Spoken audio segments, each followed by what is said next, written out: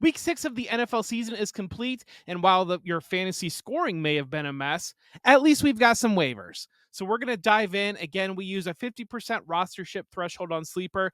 Moving through, largely this is going to be created by injury situations. First up, we're watching the situation with Christian McCaffrey in San Francisco. Early expectations have him missing 1 or 2 weeks, and that puts Jordan Mason up. He's 43% rostered on Sleeper, which is surprising considering he's been running as the second back. Now, this game, we saw Elijah Mitchell return to action, and he was the primary backup in terms of offering a change of pace off McCaffrey. When McCaffrey left the game, though, Mason stepped into McCaffrey's role, handling the most of the volume off the work, and Mitchell kind of stayed in that secondary support role. And it makes sense if you look at it because of Mitchell's injury history.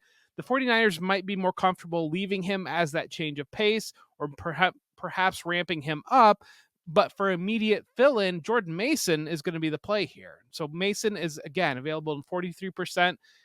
He's averaged 5.9 yards per rush. He's been very, very effective when given opportunity. He is a must target. Next, we're watching the situation in Chicago with Tyson Bagent and Justin Fields leaving with injury. Justin Fields' hand was the primary reason why he was cited for leaving the game.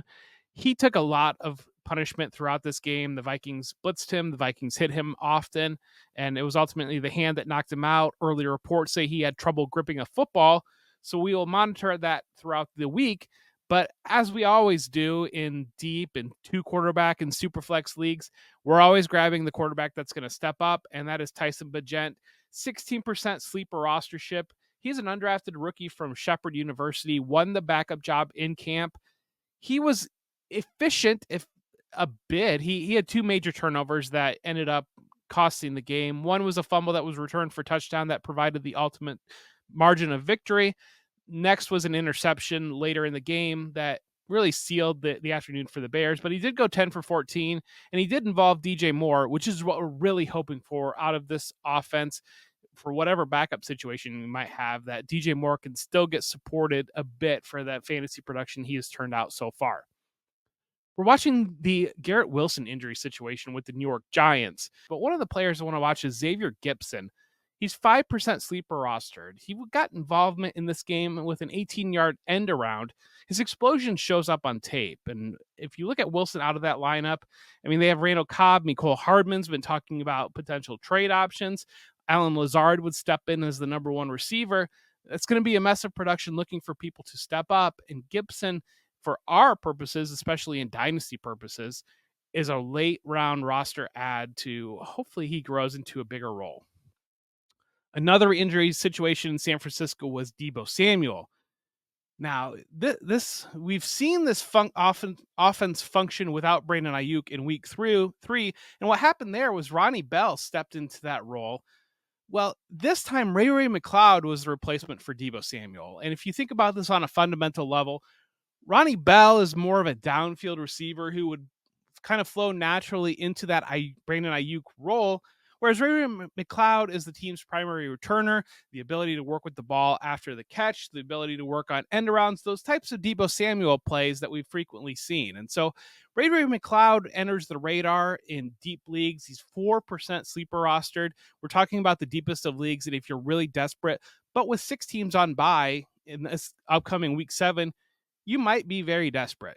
McLeod, he had 2 targets, 2 carries in this game. And so you're not going to get great production out of this. But again, a potential punt play to get you through a week. Or if you are in a best ball league, maybe you make that move and just kind of that off chance that he scores a long touchdown, because he does have that ability that he is offered traditionally through the return game.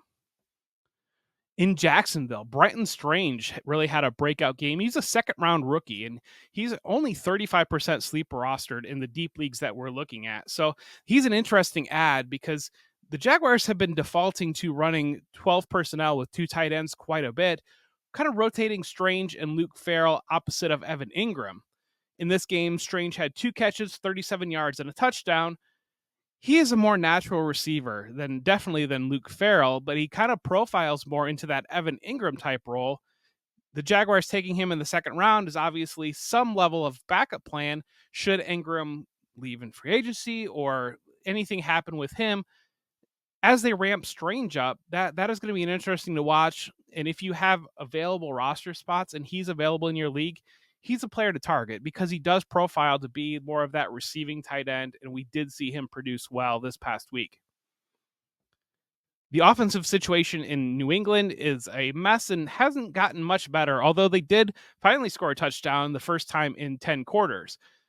They activated Malik Cunningham off the practice squad, signed him to a 3-year contract, and then he served as the primary backup.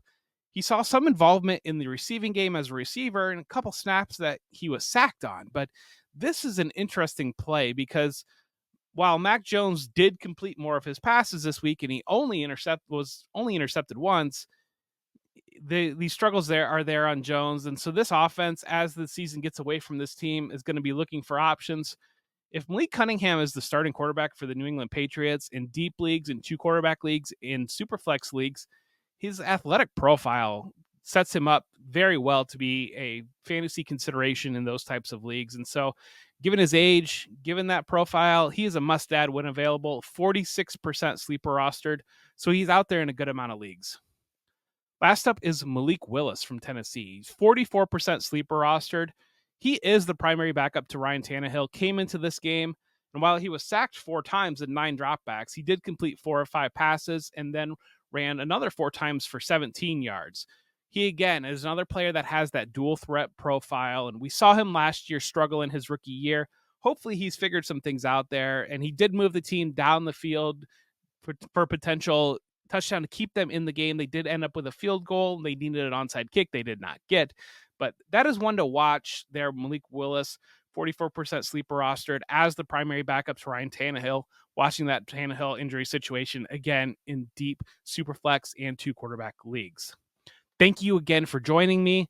Make sure to like and subscribe and check out all of Football Guys content on our YouTube, throughout social media, or on the website.